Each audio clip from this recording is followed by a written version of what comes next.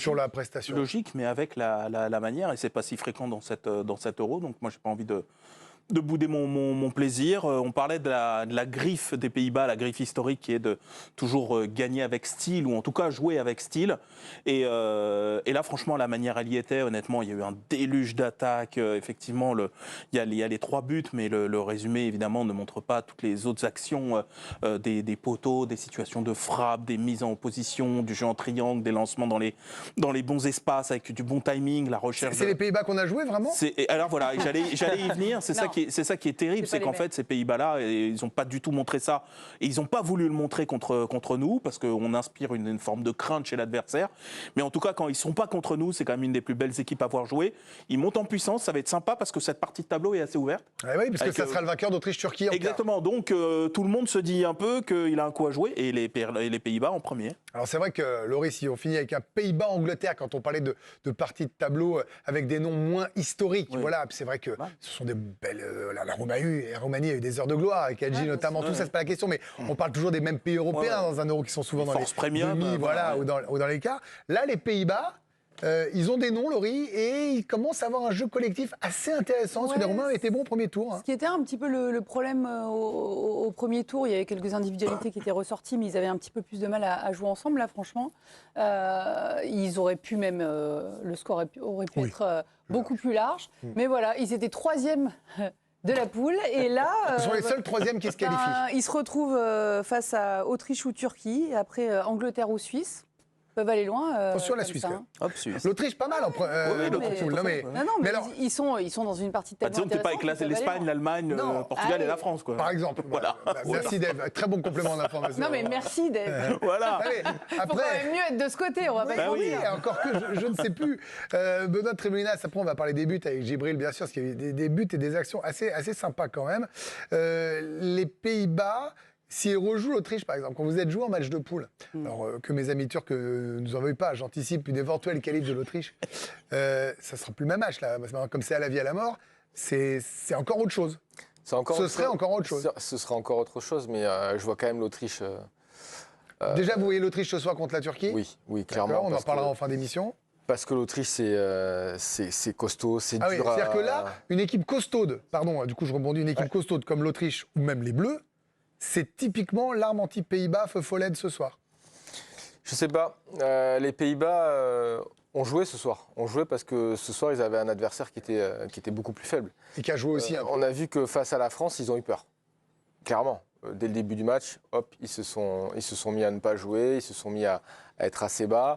Et je pense que s'ils jouent contre une Autriche, qui, je pense, est supérieure aux Pays-Bas, ah ouais, ça risque. Moi, je la vois. Moi, j'ai un pari Autriche demi avant l'Euro. Moi, je la vois bien cette équipe autrichienne parce qu'elle est vraiment dure à jouer, elle est physique, elle est d'entrée de jeu, elle vous met des coups, et il y a quand même malgré tout dans cette équipe des Pays-Bas des jeunes joueurs qui n'ont peut-être pas tant d'expérience que ça, et on a vu que face à une équipe qui ne mettait pas trop d'agressivité, effectivement, les Pays-Bas ont déroulé leur jeu. Face à une équipe qui va leur rentrer dedans, mettre beaucoup d'agressivité, avec des jeunes joueurs comme Cody Gakpo, Xavi Simons, je ne sais pas si elle arriverait à rivaliser. Il faut de suite le même adversaire, c'est pas toujours simple. On sait que on anticipera, mais non, mais voilà. Mais par exemple, vous suivez le tennis et la formule du Masters, où parfois en poule on affronte un adversaire qu'on retrouve un peu plus tard. En finale, Et généralement, il y a très peu de cas où il y a 2 victoires du même joueur. Généralement, ça s'inverse. Alors, faut voir. Après, les Pays-Bas vont peut-être faire les ajustements. Après, sur le plan offensif, et ça leur va peut-être de manière individuelle leur faire beaucoup de bien.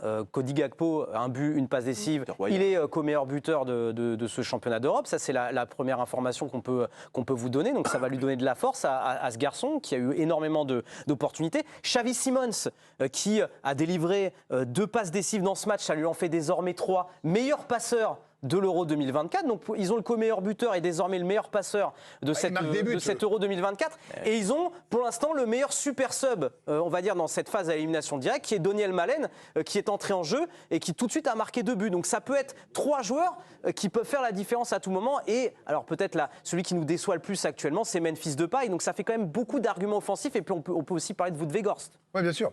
Alors, Djibril, je viens vous voir, puisqu'on parle évidemment des attaquants. On est d'accord pour vous, Cody Gakpo, MVP du match? Large. Ah oui. Et il n'y a pas de... il passe pas par 4 chemins pour aller tout droit, lui, en fait. Ouais. Il va, il fait son crochet, il élimine un joueur et il frappe. Ouais. C'est ce qu'on demande à un attaquant, en fait. Et ce que fait Gakpo, je le suis aussi avec Liverpool. Bien sûr. Kylian, pour moi, il n'y a pas photo entre les deux joueurs. Donc, pourquoi un y arrive et l'autre non? Et vous le resituez par rapport au débat Mbappé de tout à l'heure en disant que Mbappé bloque en ce moment alors que Gakpo est en plein feu. C'est un peu le même profil de joueur, Intéressant. sauf qu'il y en a un qui est mentalement libéré et un qui est peut-être...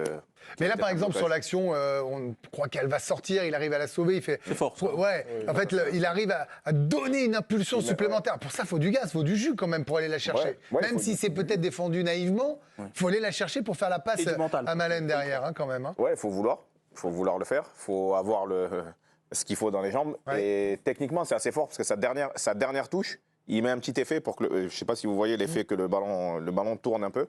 Et après, il met un caviar à Malen. Mais je le compare avec Kylian parce que sur quelques occasions, en général, ça part du même côté. Kylian, ça part de gauche, ça prend le défenseur de tête, ça part sur la droite. Et en général, Kylian fait son crochet que tout le monde connaît maintenant. Alors que Gakpo, il frappe et il se pose pas de questions en fait. Cody Gakpo, visiblement comparé au plus grand, parce que je viens de tomber sur une image. C'est un beau montage, je trouve. Je pense que ça va plaire à Dave. Regardez, regardez là. Cody Gakpo. Il y a un peu d'enflammade. Il y a un peu d'enflammade là On va quand un peu même. vite, quand même. On aime bien s'enflammer ici. Oui, vite, hein. c'est Bon, pour eh ben, faux. j'ai trouvé l'image belle, je vous la montre, c'est tout. Et Bon, puis, Bien Gakpo, c'est un attaquant Mais on de n'est pas non plus Liverpool, sur y a un pas de champion de problème, Photoshop mais là quand même. hein, parce que va vite. moi, je peux le faire aussi sur Paint, hein, ça. Franchement. aussi bien fait. Ouais, sur Après, on n'a pas Paint. mille raisons de s'enflammer dans cet euro. Donc, Non, vous avez raison, on l'a refait exprès en chambre Alicia, Dès qu'on mais- a une petite occasion. Non mais on y vous va, avez quoi. raison parce que c'est vrai que non mais moi j'ai une passion pour les buts contre son camp donc je suis gâté vous voyez, par cet euro. Je suis collectionneur de buts contre son camp donc moi je suis très heureux vous voyez, Il y a dans ce qu'il ces faut. moments-là. Il faut croire aux Pays-Bas ou pas pour la suite? Qui prend un petit pari Pays-Bas dans ce tableau sans grand favori vu le niveau de l'Angleterre, les inconnus Autriche, Turquie et Suisse? Non, moi, je mets un petit du mal. billet. Ah bah vous Moi, la précipitez pas hein. Turquie, petit billet. Ah ouais. Ah là j'ai un Turquie petit billet Ah, là. donc là, ce soir, contre Ah l'Autriche, ouais. tu... Ouais. Non mais c'est intéressant parce que tout le ouais. monde voit gros comme une maison l'Autriche. D'accord donc là j'ai plutôt Turquie de ce côté-là en demi-finale donc si on est là-dessus. Moi, je vois la Turquie. pas mal, hein. Là j'ai Autriche avec Benoît Moi, je j'ai vois bien un petit compris. Autriche-Suisse en demi. Ah oui, tiens, voilà. Le petit défi des Alpes. Ce que j'ai vu, la Suisse en finale, moi ça me choquerait pas. hein. Ah, non. Parce qu'ils ont l'expérience, Je trouve que c'est les physique, meilleurs, ouais.